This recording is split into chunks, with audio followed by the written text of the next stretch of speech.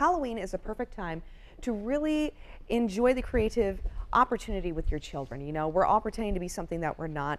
This is a chance for us to really get those creative juices flowing for the little ones.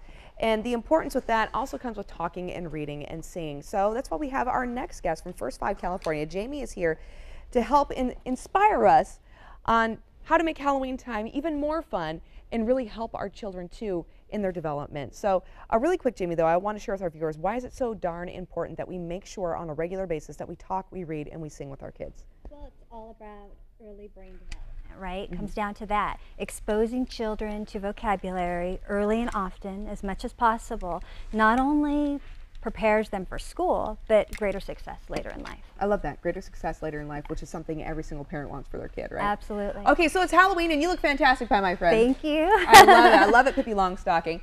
Okay, while we're out there trick-or-treating tonight, we can engage our children in some creative play as well, in addition to the amazing costumes we're all going to be donning. Right. But I'm talking about in the way of singing, right? Yes, yes, absolutely. There's, you know, a million Halloween songs that you can pull.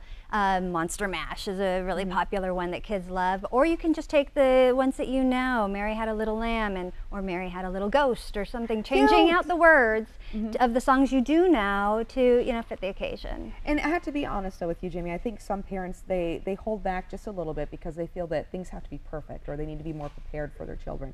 That's not the case though, right? No, no, it's all about having fun. And, you know, your kids aren't going to complain or be upset, you know, that you don't know the words to a song, or, you know, that you make something up and that it's not something they already know. It's just about having a good time and engaging with them. That's what really counts. And when it comes to making up, I mean, you can't, I mean, that in Can't itself. go wrong. Exactly, you can't go wrong, and that in itself is a great example of creativity. Yes, right? absolutely. Okay, so when we're done trick-or-treating, we're all going to go home. We're going to start to get a little tucked into the bed, which means it's story time, and there are so many great Halloween books to share with our kids, right? Yes, there are. There's lots of them out there that are very age appropriate, depending on, you know, if you have a 1-year-old all the way up to 5-year-old.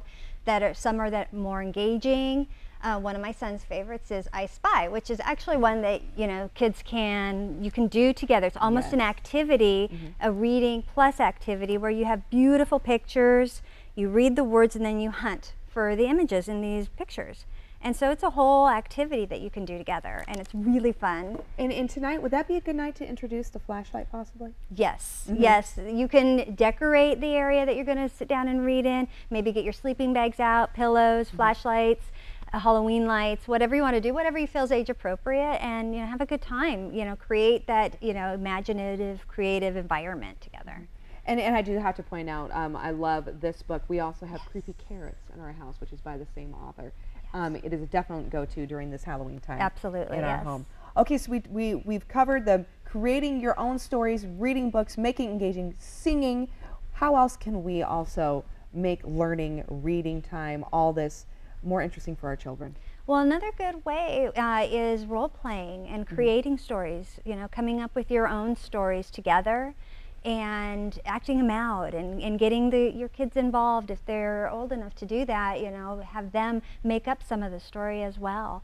And for little ones, you know, you've got your 1 and your 2-year-olds, that you're not going to have captive audiences when you're reading, but they are hearing and they are absorbing, so you got to keep doing it.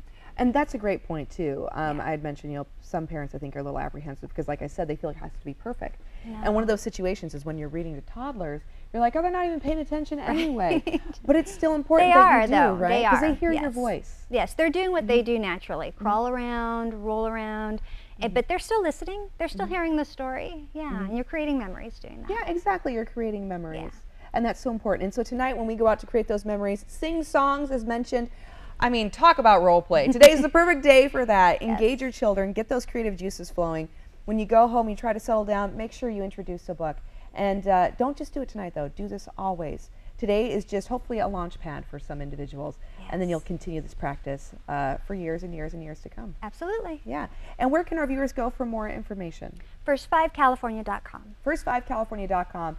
And endless resource there, by the way. And also, I do want to point out that if you are looking for some great books in addition to the ones that we've mentioned here on the show right now. You can also check out our 10 books to read here from ABC 10. There is a whole list of suggested books for the entire month of October. We'll have a new one coming out November 1st, by the way, as well, which is another great source for some inspiration. Jamie, thank you so much. Thank Greatly you. appreciate it. Love the Pippi Longstocking. Thank you. You look adorable.